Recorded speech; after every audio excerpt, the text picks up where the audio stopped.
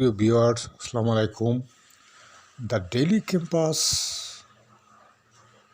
হোমে মাউসির একটি গুরুত্বপূর্ণ আপডেট নিয়ে আসছে। হেডলাইন: এখনও ডিসেম্বরের বেতন পাননি 1.25 লাখের বেশি শিক্ষক কর্মচারী।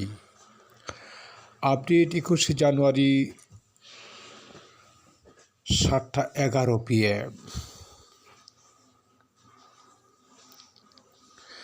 বেসরকারি শিক্ষা প্রতিষ্ঠানে কর্মরত এমপিওভুক্ত 1.25 লাখের বেশি শিক্ষক কর্মচারী ডিসেম্বর মাসের বেতন পাননি। আগামী ফেব্রুয়ারি মাসে তৃতীয় ধাপে এই শিক্ষকদের একটি অংশ বেতন পেতে পারেন। মাধ্যমিক ও উচ্চশিক্ষা অধিদপ্তরের মাউসি এডুকেশন ম্যানেজমেন্ট ইনফরমেশন সিস্টেম বা EMIS সেলের সংশ্লিষ্ট সূত্রে এ তথ্য জানা গেছে। EMIS সেল সূত্র জানিয়েছে, বেসরকারি স্কুল কলেজে কর্মরত 3,80,000 এমপিওভুক্ত শিক্ষক কর্মচারী সরকার থেকে অনুদান পান। তবে বেতন উত্তোলনের সময় তাদের নানা হয়রানির শিকার হতে হয়। এই অবস্থা থেকে মুক্তি দিতে শিক্ষক কর্মচারীদের EFTর মাধ্যমে বেতন ভাতা দেওয়ার উদ্যোগ নেওয়া হয়।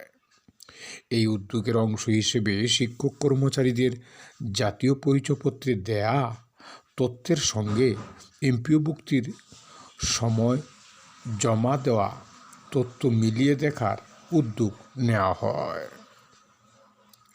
ওই সূত্র জানায়, যাচাইকালে অনেক শিক্ষক কর্মচারীর ডাবল এমপিও, ভুল তথ্য দিয়ে এমপিও নেওয়ার বিষয়টি সামনে আসে।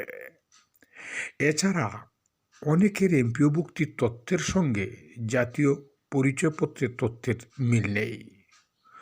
অনেকের জন্ম তারিখ ঠিক নেই। বিষয়গুলো সমাধান করে তৃতীয় ধাপের বেতন ছাড় করা হবে। নাম অপ্রকাশিত রাখার শর্তে EMIS সেলের এক কর্মকর্তা জানান, দ্বিতীয় ধাপে যারা বেতন বঞ্চিত হয়েছেন তাদের তথ্য সংশোধনের জন্য কয়েকদিন সময় দেওয়া হবে। আজ মঙ্গলবার থেকে এ কার্যক্রম শুরু হয়েছে। যাদের তথ্যে নামের এক অক্ষর বানানসহ ভুল রয়েছে এবং সংশোধনযোগ্য, শুধু সেগুলোই সংশোধন করে তৃতীয় ধাপের টাকা যত দ্রুত সম্ভব দেওয়ার প্রক্রিয়া শুরু করবে অধিদপ্তর। কর্মকর্তা আরও জানান, তৃতীয় ধাপেও যাদের EFTতে বেতন ছাড় করা সম্ভব হবে না তাদের পরবর্তীতে একটা নির্দিষ্ট তারিখের মধ্যে তথ্য সংশোধন করে পাঠাতে বলবে অধিদপ্তর। জানা গেছে, বেসরকারি স্কুল কলেজের 3,89,000 শিক্ষক কর্মচারীর 3,80,000 শিক্ষক কর্মচারী তথ্য যাচাই করছে মাউসি। এর মধ্যে প্রথম ধাপে 1,89,000 শিক্ষক কর্মচারী EFTতে বেতন পেয়েছেন। সেই হিসেবে এখনও বেতনের বাইরে রয়েছে 1,24,000 শিক্ষক কর্মচারী। দ্রুত বেতনের দাবি জানিয়েছেন বেতন না পাওয়া শিক্ষক কর্মচারীরা। সার্বিক বিষয়ে জানতে চাইলে EMIS সেলের প্রোগ্রামার মোহাম্মদ সাইফুল ইসলাম বলেন, 3,80,000 শিক্ষক কর্মচারীর মধ্যে 2,56,000 শিক্ষক কর্মচারী EFTতে বেতন পেয়েছেন। বাকিদের বেতনের বিষয়ে তথ্য সংশোধনের কাজ চলছে। এ প্রক্রিয়া যারা প্রাপ্য তাদের বেতন দেবে সরকার।